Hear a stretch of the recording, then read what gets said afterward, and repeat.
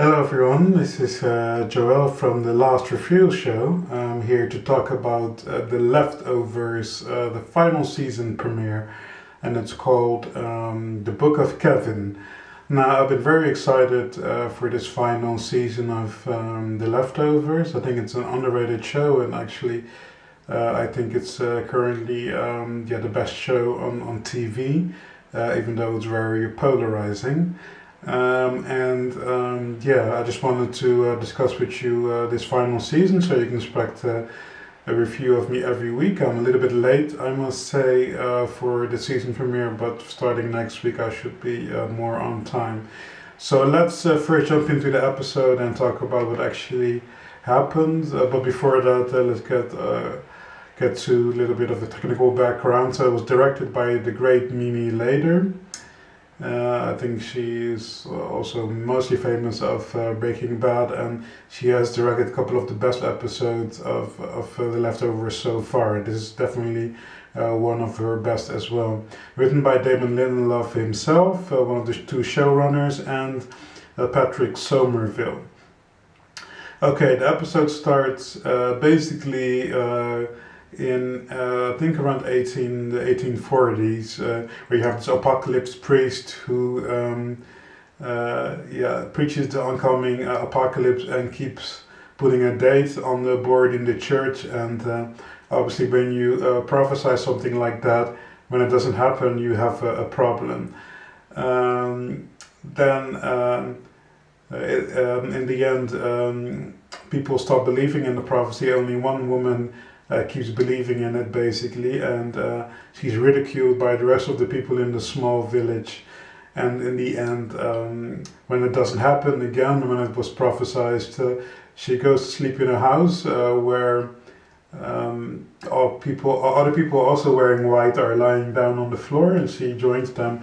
And then it's cut to the present day, where we see the guilty remnant, and that's actually straight where last season left off.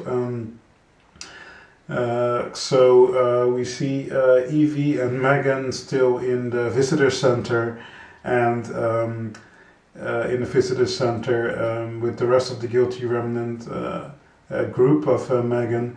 And Megan has a conversation with Evie, and Evie wants to know what's next. It's clear that Megan is not as much of a true believer as Evie is. And then we see Evie noticing that there's a scope pushed into the wall to see if the guilty remnant are actually inside. Evie runs out and sees a drone, and a drone strike takes out the visitor center and all the guilty remnant members inside.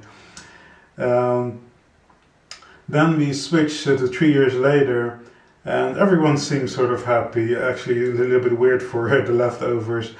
Kevin is now the chief of police of Jordan.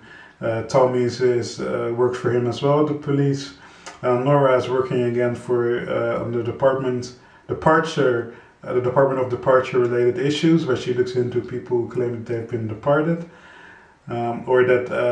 people claim that one of their loved ones have departed. To be fair. Laurie runs a medium scheme with John, which is a bit ironic if you think about what John did to Isaac, but they do it in the same vein as Isaac did. And they are a couple, and they seem to be married even. Jill's in college, and Matt runs a church with the help of Michael. So everybody seems fairly happy. You can still see that Kevin, is not 100% happy. He does a weird asphyxiation thing when he's alone. But you can tell that we've seen this as happy as he has been basically for the entire run of The Leftovers. Let's see. But just when you think everything is normal, of course, weird stuff still happens and will always happen in The Leftovers. Dean, Kevin's dog hunting buddy from season 1, shows up and it comes to the Canine conspiracy, basically saying that they have infiltrated the highest ranks of government. For 1 second you think that Kevin might believe him, but he doesn't, thank God. Later because Dean thinks that Kevin is also maybe taken over or replaced by one of the canines of his conspiracy. He shoots Kevin, who's in his squad car with Tommy, attacks them, and Tommy ends up killing Dean. After the shootout, there's also a poisoning prank gets pulled by some activists who want to remember that the Guilty Remnant was murdered, because the running story that everyone tells is that there was a gas leak in the visitors center, but some people apparently figured out the truth and that they were taken out by a government drone. So they do pull a poisoning prank. Kevin jumps in the water and proves that it was that the water is not really poisoned. And Michael baptizes him, but Kevin said this doesn't count because he's obviously not a believer.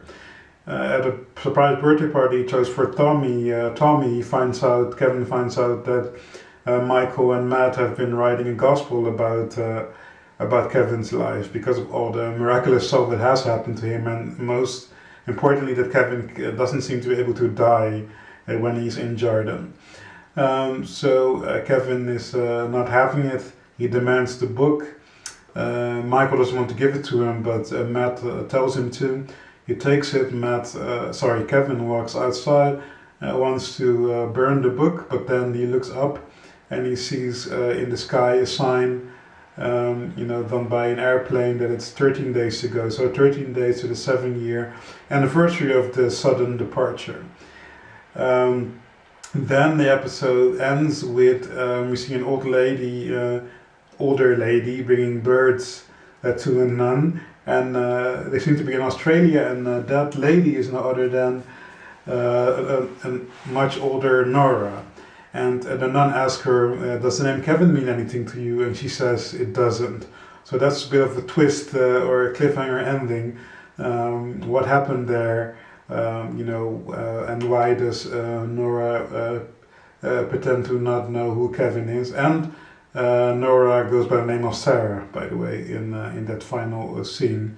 Very interesting episode all around.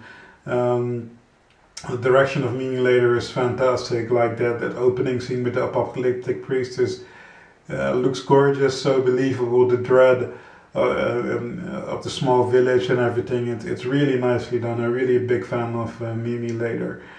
Then the cut to the Guilty Remnant in present day, also great direction. But what I also really like is, I was waiting for the consequences, for there to be real consequences for the Guilty Remnant. Of course, we had the scene in the end of season 1, where the sort of chaos erupts in Mapleton. There were real consequences, of course, because a lot of the Guilty Remnant in Mapleton died.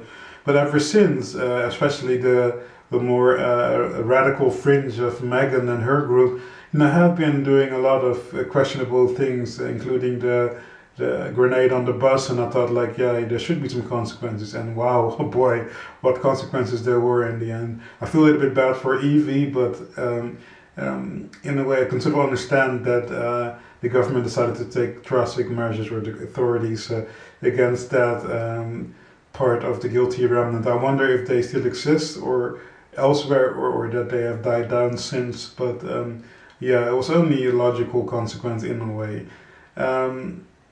That's something I liked about the episode. The music again, great. I'm a big fan of Max Richter and Johan Johansson, my current new favorites. I must say, and of course Ramin Djawadi is a favorite of mine as well, but Max Richter, the music is great, especially in the ending again in Australia. But also, the choices they made for non-original music is very well done. I'm not sure if that's Max Richter who decided, or they have a music supervisor, but anyway, music is always good as well. Acting great all around. I mean, John looks so different, like in the promos I didn't even recognize it as John, but great acting all around, especially Justin Theroux and Carrie Coon, very good. Yes, and to me this was like a near perfect season premiere. Like the direction was great, the music was great, Acting was very good, and it was just overall very nicely done. And also one of the things that I thought was great is, it's almost 7 years to the anniversary of the Great Departure, or so I should say the sudden departure. And that does, even though everybody seems happy, that does give a certain amount of dread throughout the episode, because we don't know what's going to happen. Is there going to be another departure? Is the world going to end, as a lot of people will think? Will nothing happen? Will people come back? This is such an uncertainty and mystery regarding the sudden departure without any answers. So I think it also adds to the episode. With the oncoming anniversary. So overall, it's just very good. The episode also raises a couple of questions. Where is Erica? That's a big question. I can understand if Erica and John split up because she already wanted to leave him before the departure. And John is also very positive about Evie. He thinks that she might have disappeared and will just return again as she did before. And I also could see that Erica, really being more pessimistic and not believing that, finally pushing her away. Regina King is scheduled to appear in this final season, so I'm happy that because she's a great actress. So we will find out what happened there. What happened to Lily is obviously that something painful happened, because Kevin doesn't even want to mention it, or doesn't even dare to mention it, because he's not sure that Nora is ready or willing to talk about it. So I'm curious to find out what happened there. When will the story move to Australia? Because I didn't watch any of the promos, but I did catch that a lot of it took place in Australia, or maybe all of the promo material. I'm happy that it didn't just go straight to Australia, but they first went back to Jordan. That's a really good decision by the showrunners, but I am curious to see when we will move there. What the hell was it ending? Of course, it's also what I want to know. Why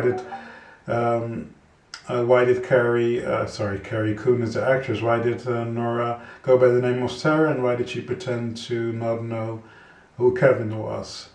So that's something that I really want to know. I'm super excited about The Leftovers being back.